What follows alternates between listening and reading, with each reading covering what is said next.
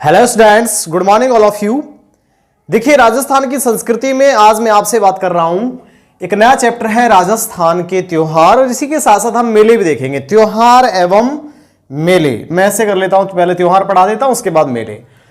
एक क्वेश्चन आपके एग्जाम में 100% इस आज की वीडियो क्लास से आएगा, ये समझ लीजिएगा, ठीक है। कोई भी एग्जाम आप उठा के देखेंगे, एक क्वेश्चन आपको यहां से जरूर मिलेगा। देखो, मैं बात कर रहा हूं आपसे, सबसे पहले त्योहार चैप्टर को पढ़ने से पहले कई चीजें हमें पढ़ना बहुत जरूरी है, ठीक है। उनमें सबसे पहली जो बात है वो है संवतों के बारे में। किसके बारे में? संवतों के बारे में जानना बहुत जरूरी है। प्रमुख संवत। देखिए कौन कौन से संवत हैं, एक एक करके मैं पहले हम लिख देता हूं। सबसे पहले हम आपसे बात कर ले, यहां एक संवत है विक्रम संवत। उसके बाद हम बात कर लेते हैं, एक संवत है ईसवी। फिर हम बात करते हैं, यहां एक संवत और है शक संवत। और हम और देखते हैं, एक और संवत है हिजरी संवत। देखो, इनके बारे में जानना बहुत जरूरी है अगर हमें त्योहारों को प्रॉपर वे में समझना है तो। सबसे पहले देखो, मैं यहां बात कर लेता हूं एक एक करके। मैंने इतिहास में भी आपसे जनरली इसके बारे में डिस्कस किया था। सबसे पहले मैं यहां देखता हूं, ईसवी की बात करता हूं आपसे। ईसवी की शुरुआत यहां से हुई, एक से, ठीक है। और यहां से चलते चलते हम कितना चल चुके हैं? हम चल चुके हैं 2020। वर्तमान में ईसवी क्या चल रहा है? 2020 चल रहा है। ईसवी की शुरुआत यीशु मसीह के जन्म के उपलक्ष्य में, यीशु मसीह के जन्म के उपलक्ष्य में, यीशु मसीह के जन्म के उपलक्ष्य में जर्मनी के शासक चार्ल्स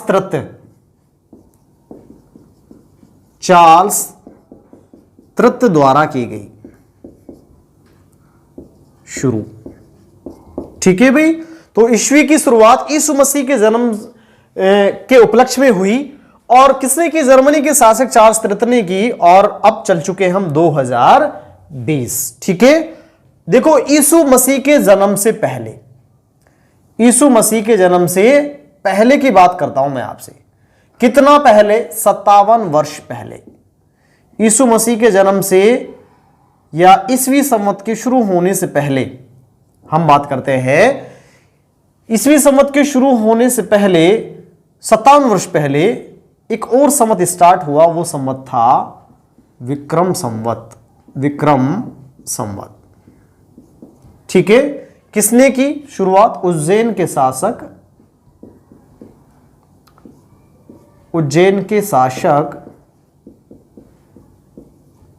विक्रमादित्य। उज्जैन के शासक विक्रमादित्य जो है, इन्होंने विक्रम संवत की शुरुआत की। कब? ईसवी से 57 वर्ष पहले। अब देखो, यहां से मैं बात कर रहा हूं आपसे, यहां से शुरुआत होती है, ठीक है। यहां से शुरुआत होती है किसकी? विक्रम संवत की। और विक्रम संवत का एक यहां से शुरू हुआ, क्लियर, ठीक है। यहां से विक्रम संवत का एक शुरू हुआ, यहां से चलकर यहां तक आए। पहले 57 वर्ष आए, ठीक है। उसके बाद यहां से चलकर यहां तक पहुंचे। कितने पहुंचे? 2020। 57 और 20 कितना हो गया? 2077। देखिए, हम जानते हैं, अब देखिए यहां विक्रम संवत की बात कर रहे हैं, तो विक्रम संवत 2020 में क्या जोड़ दिया हमने? 57 वर्ष जोड़ दिए। क्लियर हुआ? आपसे पूछा जाएगा भाई वर्तमान में कोई ईस्वी दिया हुआ है और आपसे विक्रम संवत पूछा जाए, तो सीधा है 57 ईस्वी में 57 वर्ष जोड़ देंगे, विक्रम संवत निकल के आ जाएगा। उसके बाद आगे मैं आपसे बात करता हूं, ईस्वी के 78 वर्ष गुजर जाने के पश्चात। कितने वर्ष? यहां से यहां तक कितने वर्ष गुजर जाने के पश्चात? 78 वर्ष गुजर जाने के पश्चात, ठीक है। 78 वर्ष गुजर जाते हैं, तब एक संवत स्टार्ट होता है शक संवत। कौन सा संवत? शक संवत। कितने वर्ष पश्चात? ईसवी के 78 वर्ष गुजर जाने के पश्चात शक संवत की शुरुआत होती है, ठीक है। किसके द्वारा की गई? कुषाण शासक कनिष्क के द्वारा शुरू। विक्रमादित्य द्वारा या विक्रमादित्य ने शुरू किया। ठीक है, कुषाण शासक कनिष्क के द्वारा शुरू किया गया। अब मैं आपसे पूछूं भाई, वर्तमान में शक संवत क्या चल रहा है? तो देखो यहां से यहां तक, यहां से 1 से लेकर 2020 है यहां तक। ठीक है, ईस्वी की बात कर लेते हैं तो 1 से लेकर 2020 78 वर्ष क्या कर देते हैं? 2020 में से घटा देते हैं। अब 2020 में से कितने वर्ष घटाइए आप? 78 वर्ष घटाइए तो कितना आएगा ये? 1900। 2020 में से 78 कम कर दीजिएगा। देखो आप 2020 78 से घटा दो, 10 में से 8 गए थे 2, 11 में से 1942। ठीक है, तो यहां मैंने बात की है आपसे 1942। क्लियर हुआ भाई? 2020 में से 78 अगर हम कम करते हैं तो निश्चित रूप से क्या आता है? 1942 निकल के आता है। क्लियर हुआ? तो शक संवत क्या चल रहा होगा? 1942। देखो यहां तक मेरे हिसाब से आपको कोई प्रॉब्लम नहीं होगी। क्यों नहीं होगी? क्योंकि यहां से क्वेश्चन पेपर में पूछा जाता है शक संवत वर्तमान में कुछ भी चल रहा है, XYZ को कुछ भी दे लेता है। मान लो शक संवत वर्तमान में 2150 चल रहा है। 2150 क्या चल रहा है? शक संवत चल रहा है। अब आपसे पूछता है कि भाई ईस्वी बताइए। क्या बताइए? ईस्वी। तो 2050 में भाई शक संवत का एक यहां से शुरू हुआ ना, तो यहां से कितना बता रहा है? 2150 बता रहा है यहां से यहां तक। ईस्वी पूछ रहा है तो 78 वर्ष इसमें क्या कर देंगे? जोड़ देंगे। ये लो भाई 8 2228, तो ईस्वी क्या हो गया? 2228 हो गया। क्लियर हुआ? अब आपसे पूछता है कि भाई शक संवत 2150 चल रहा है, आप क्या ज्ञात करिए? विक्रम संवत ज्ञात करिए। तो हमें पता है भाई शक संवत से विक्रम संवत पे जाएंगे तो पहले 78 जोड़ेंगे फिर 57 जोड़ेंगे। तो 78 तो हमने जोड़ दिए, 57 वर्ष और जोड़ देते हैं इसमें। 8 7 15 8, ये क्या हो गया? विक्रम संवत हो गया। मेरे हिसाब से आपको कोई प्रॉब्लम नहीं हुई होगी। क्लियर? एक और संवत देखते हैं, हिजरी संवत। हिजरी संवत की मैं बात करता हूं। देखिए हिजरी संवत, हिजरी संवत ईस्वी के 622 वर्ष गुजर जाने के पश्चात यहां से लेकर के यहां तक कितने वर्ष? 622, यहां लिख देता हूं 622 ईस्वी में हजरत पैगंबर मुहम्मद साहब द्वारा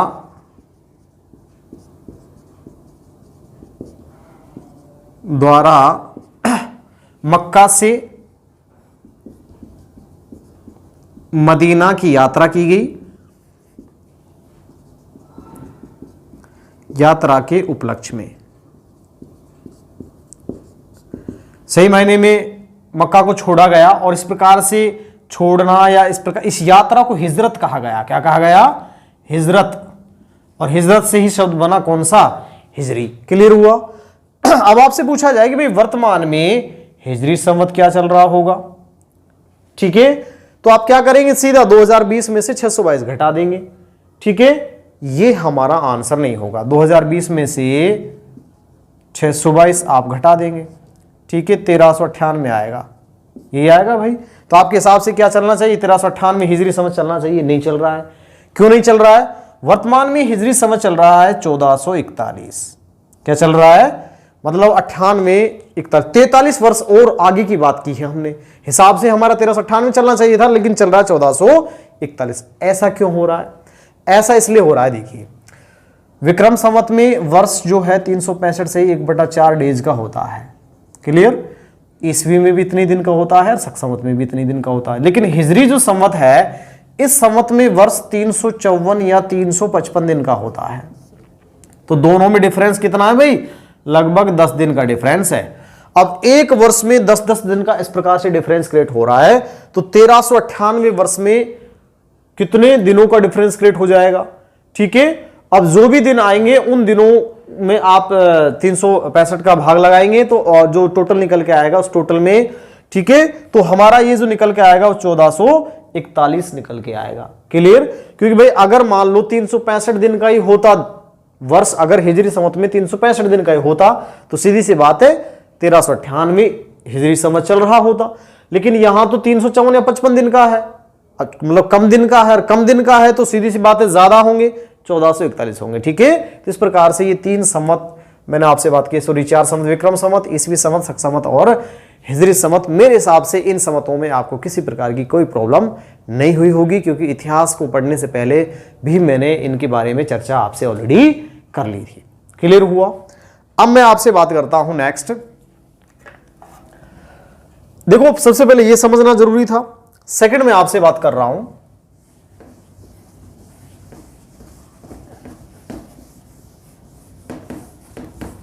महीनों के नाम, हिंदी के महीने और हमारे अंग्रेजी के महीने, ग्रेगोरियन कैलेंडर जिसको हम बोलते हैं, ठीक है, और इसके अलावा अरबी के महीने। इन महीनों के नाम भी हमें पता होना बहुत जरूरी है। देखिए संवतों के बाद नेक्स्ट में आपसे बात कर रहा हूं हिंदी के महीनों के नाम, ग्रेगोरियन कैलेंडर मतलब अंग्रेजी के महीनों के नाम और अरबी के महीनों के नाम। इसमें देखो सबसे पहले मैं बात करता हूं चैत्र, फिर आता है वैशाख, फिर आता है ज्येष्ठ, फिर आता है आषाढ़,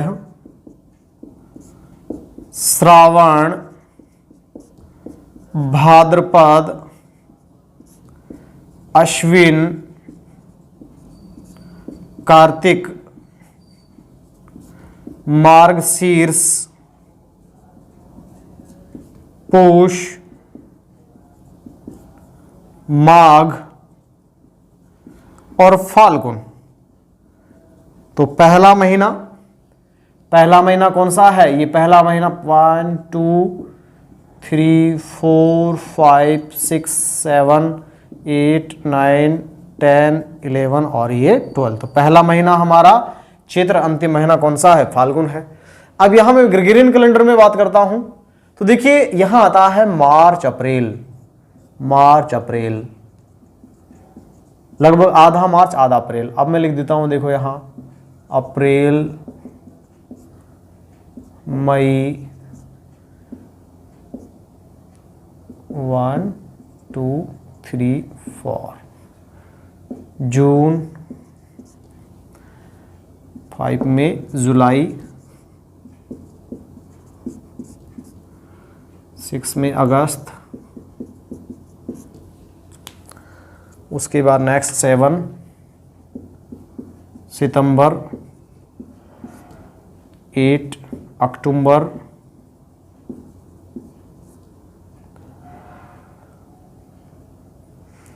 मार्च, अप्रैल, मई, जून, जुलाई, अगस्त, सितंबर, अक्टूबर, उसके बाद नवंबर, दिसंबर, जनवरी, फरवरी, फिर आ गया मार्च। ऐसे ही मई, जून, जुलाई, अगस्त, सितंबर, अक्टूबर, नवंबर, दिसंबर, जनवरी, फरवरी और मार्च। देखिए आप ये जो क्रम है ना, इस क्रम को नहीं देखना है। वह जनरली आप जानते हो जनवरी, फरवरी, मार्च, अप्रैल, मई, जून, जुलाई का, सितंबर, अक्टूबर, नवंबर, दिसंबर। यहां मैंने जो लिखे है ना वो इस वे में नहीं लिखे कि आपको महीने याद कराने हैं ये ग्रेगोरियन। यहां ये लिखे, कई बार ऐसा पूछ लिया जाता है कि ग्रेगोरियन कैलेंडर और हिंदी के महीने कि चैत्र मास में समथिंग कौन कौन से महीनों में आता है, तो मध्य मार्च से मध्य अप्रैल, वैशाख मध्य अप्रैल से मध्य मई, ठीक है, ऐसे करके आपको इसलिए लिखा है मैंने। ये समझ में आया? मैं जनवरी फरवरी भी लिख सकता था यहां से। नेक्स्ट में बात कर रहा हूं अरबी के महीने। पहला महीना है मुहर्रम, उसके बाद फिर आता है सफर 1 नंबर 2, फिर आता है रबी उल अव्वल,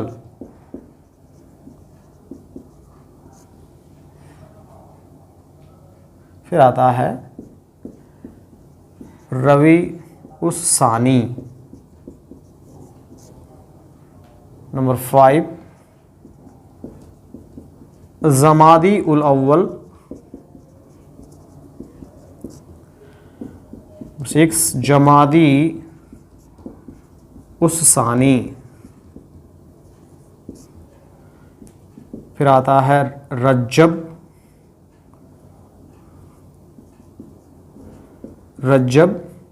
फिर आता है शाबान, फिर आता है रमजान, फिर आता है शव्वाल,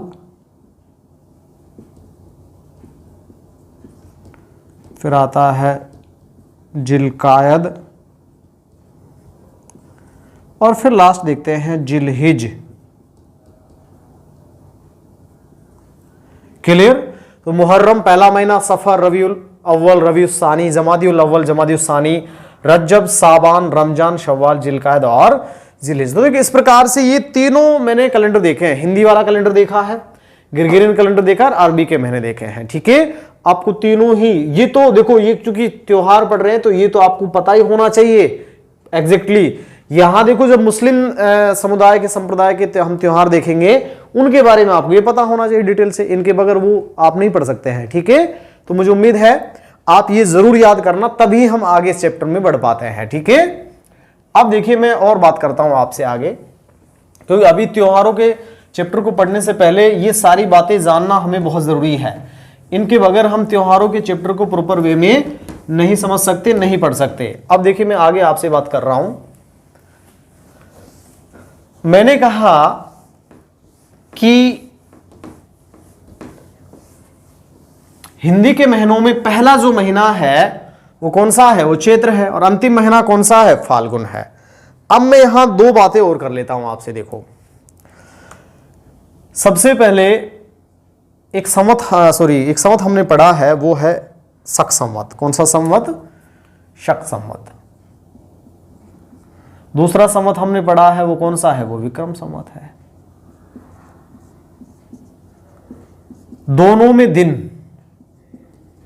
में दिनों की संख्या, हमने ग्रेगोरियन को हटा दिया है, उसको ज्यादा पढ़ने की जरूरत नहीं है। दोनों में दिनों की संख्या बराबर है 365 से 1/4, 365 से ही 1/4। फिर अंतर क्या है दोनों में? देखो सबसे पहली बात तो भारत सरकार का राष्ट्रीय पंचांग मतलब राष्ट्रीय कैलेंडर शक संवत पर आधारित है। शक संवत पर आधारित है।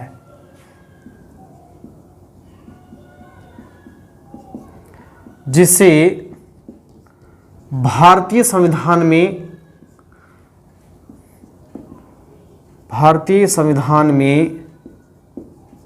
22 मार्च 1957 को अपनाया गया।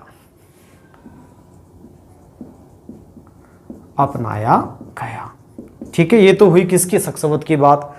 विक्रम संवत सनातनी धर्म, सनातनी ओब्लिक हम जनरली हिंदू धर्म बोल देते हैं। हिंदू धर्म के त्योहार विक्रम संवत पर आधारित हैं।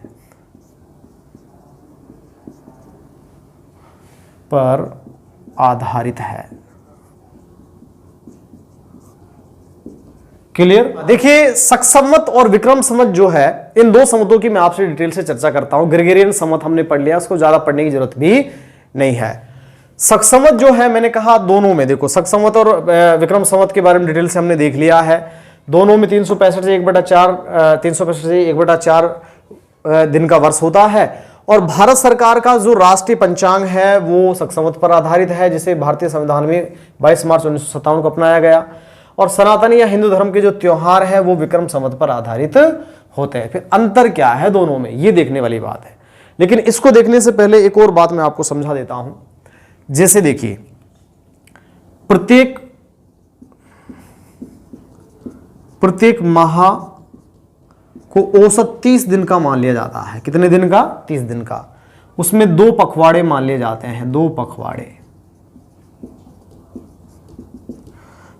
कितने कितने दिन के पखवाड़े हो गए भाई? 15-15 दिन के हो गए। ठीक है, 2 पक्ष होते हैं प्रत्येक माह में 2 पक्ष होते हैं, 2 पक्ष। ठीक है, पहला पक्ष जो है उसको बोलते हैं प्रथम पक्ष। प्रथम पक्ष को बोलते हैं हम कृष्ण पक्ष, या इसी को बोल देते हैं बदी पक्ष। दूसरा जो पखवाड़ा है, दूसरा पक्ष जो है, इसको बोल देते हैं शुक्ल पक्ष या सुदी पक्ष। क्लियर? देखो, इसमें भी 15 दिन होते हैं और इसमें भी 15 दिन होते हैं, टोटल 30 दिन हो गए। अब देखो, इसकी शुरुआत ऐसे होती है, कृष्ण 1 से शुरुआत होती है, कृष्ण 1, कृष्ण 2, 3, 4, 5 और फिर आता है 15। ऐसे शुक्ल पक्ष की शुरुआत होती है, शुक्ल 1, शुक्ल 2, 3, 4 और फिर 15। अब देखिए, महीने की शुरुआत कृष्ण पक्ष की 1 तारीख से हुई, 15 तारीख को महीने का लगभग बीचों बीच आ गया। ठीक है, 15वीं तारीख जो है इसको आती है अमावस्या। क्या आती है? अमावस्या। ठीक है, मैं यहां लिख देता हूं अमावस्या। 15वीं तारीख कौन सी है? अमावस्या की तारीख है। कृष्ण 15 अमावस्या है और शुक्ल 15 जो है ये क्या है? ये पूर्णिमा है। अब मैं आपसे पूछूं भाई, महीने में कुल कितने दिन हुए? 30 दिन हुए। 2 भागों में बांट लिया, 15 दिन कृष्ण पक्ष के, 15 दिन शुक्ल पक्ष के। अब कृष्ण पक्ष के 1 से तो महीने की शुरुआत हुई, शुक्ल कृष्ण पक्ष का अंतिम जो दिन है, मतलब अमावस्या जो है वो महीने का मिड हुआ।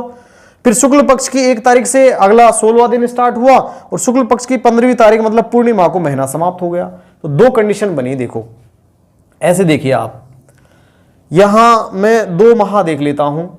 मान लीजिएगा एक माह है हमारे पास चैत्र, ठीक है, दूसरा उसके बाद है वैशाख। ठीक है, चैत्र मास की कृष्ण पक्ष और चैत्र मास का शुक्ल पक्ष। यहां से महीने की शुरुआत हुई 1 से 15 तक चला हुआ ये, फिर शुक्ल 1 से ये भी कब तक चला? 15 तक चला।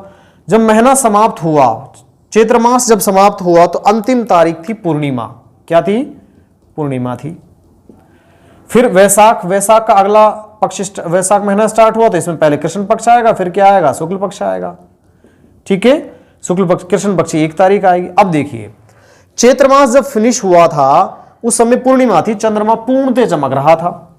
वैशाख महीना स्टार्ट हुआ, कृष्ण पक्ष की 1 तारीख आई तो चंद्रमा थोड़ा सा काला हो गया। ठीक है, फिर दूसरी तारीख को 2, 3, 4, 15 आएगा पूरा, 2, 3, 4, 5 ऐसे हो तो 15वीं तारीख, कृष्ण पक्ष की 15वीं तारीख को पूर्णतः चांद क्या हो जाता है? चंद्रमा काला हो जाता है। इसको बोल देते हैं अमावस्या। तो देखो, शुक्ल पक्ष की अंतिम तारीख पूर्णिमा, कृष्ण पक्ष की अंतिम तारीख क्या कहलाई? अमावस्या कहलाई। यही तो बताया था मैंने आपको यहां। ठीक है, फिर देखो 15वीं के बाद फिर शुक्ल पक्ष की 1 तारीख स्टार्ट हो जाती है, कृष्ण वैशाख शुक्ल 1, फिर ये थोड़ा चंद्रमा फिर चमकता है, 2 को और चमकता है, 3 को और ज्यादा चमकता है, चमकता चमकता 15 को पूर्णतः चमक जाता है, इसलिए इसको आती है पूर्णिमा। तो देखो, हर महीने में ऐसे अमावस्या पूर्णिमा कंटिन्यू चलती रहती है। क्लियर हुआ भाई? अब देखिए आप, शक संवत और विक्रम संवत में अंतर हम देख रहे थे, तो ये मुझे उम्मीद है कि कृष्ण पक्ष, शुक्ल पक्ष, बदी पक्ष, शुद्धि पक्ष आपको समझ में आया होगा। पहला पक्ष कृष्ण पक्ष होता है, कृष्ण पक्ष की अंतिम तारीख अमावस्या होती है। दूसरा पक्ष शुक्ल पक्ष होता है, उसकी अंतिम तारीख पूर्णिमा होती है। पूर्णिमा के दिन महीने की समाप्ति हो जाती है। ठीक है, अमावस्या के दिन महीना का मिड आता है। ठीक है, अब देखिए मैं आगे बात करता हूं आपसे। मैंने कहा कि भाई दोनों में अंतर क्या है। जब सारी ही बात सेम है, अंतर क्या है दोनों में? देखो, ये देखते हैं। अब देखिए, शक संवत पहला महीना चैत्र और अंतिम महीना क्या है? फाल्गुन। विक्रम संवत,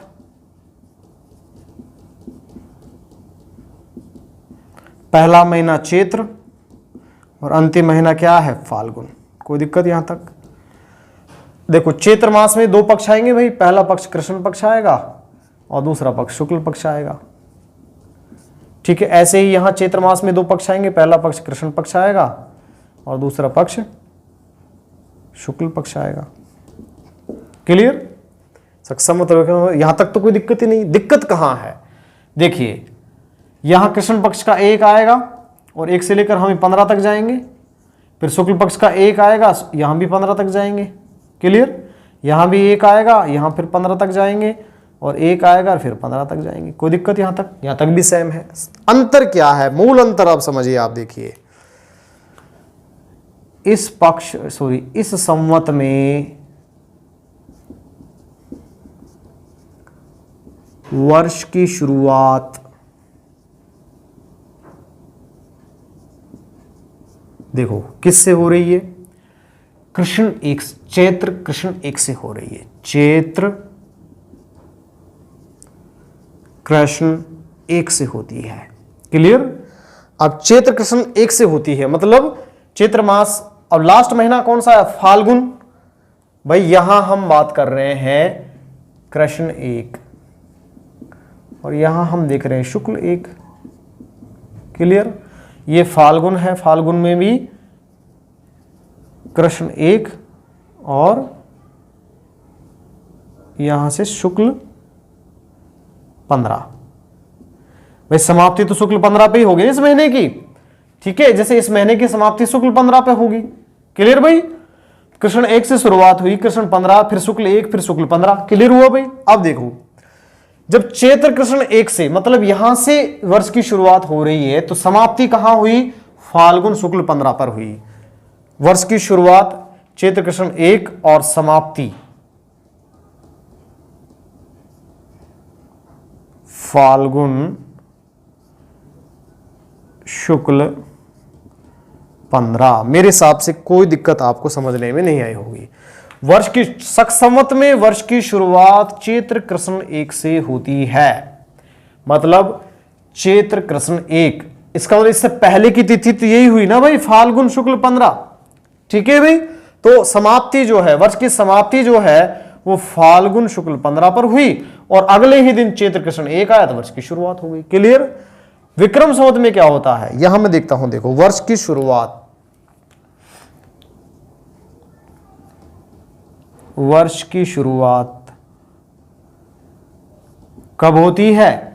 चैत्र शुक्ल एक को होती है। यहां देखो चैत्र कृष्ण एक को हो रही थी, ठीक है, और यहां चैत्र शुक्ल एक को हो रही है। वर्ष की शुरुआत हो रही है यहां मैं लिख देता हूं चैत्र शुक्ल एक। ठीक है भाई? मतलब यहां से हो रही है। देखो भाई कृष्ण पक्ष एक के बाद 15 आएगा, अमावस्या आएगी, फिर अगला पक्ष शुक्ल एक, यहां से हो रही है। अब जब यहां से वर्ष की शुरुआत हो रही है तो भाई यहां से चलते चलते हम घूमते हुए फिर वापस यहीं आएंगे तो कृष्ण पक्ष की अंतिम तारीख आएगी क्या? 15। भाई कृष्ण पक्ष की अंतिम तारीख आएगी चैत्र की, तभी तो अगला पक्ष स्टार्ट होगा शुक्ल एक। तो शुक्ल एक से पहले की तिथि क्या है? चैत्र कृष्ण 15। क्लियर भाई? ये बहुत समझने वाली बात है। दोनों में बेसिक अंतर तो यही है, बाकी तो सब कुछ सेम है। यहां भी पहला महीना चैत्र, अंतिम महीना फाल्गुन, दोनों में सेम है। पहला पक्ष दूसरा पक्ष दोनों सेम है। अंतर क्या है? संवत में वर्ष की शुरुआत चैत्र कृष्ण एक से होती है। अब कृष्ण एक से होती है तो अंतिम जो महीना समाप्ति जो होगी फाल्गुन शुक्ल 15 पर होगी, क्योंकि फाल्गुन शुक्ल 15 के अगले ही दिन आएगा चैत्र कृष्ण एक। क्लियर? तो यहां से शुरुआत हुई, यहां समाप्ति हुई। विक्रम संवत में वर्ष की शुरुआत चैत्र शुक्ल एक से होती है। कहां से होती है? चैत्र शुक्ल एक से होती है। अब शुक्ल एक से हो रही है तो भाई समाप्ति देखिए चैत्र मास शुक्ल पक्ष से पहले तो कृष्ण पक्ष आएगा, कृष्ण पक्ष की अंतिम तारीख को क्या होगी? वर्ष की समाप्ति होगी। तो ये दोनों में क्या है? बेसिक अंतर है। ठीक है?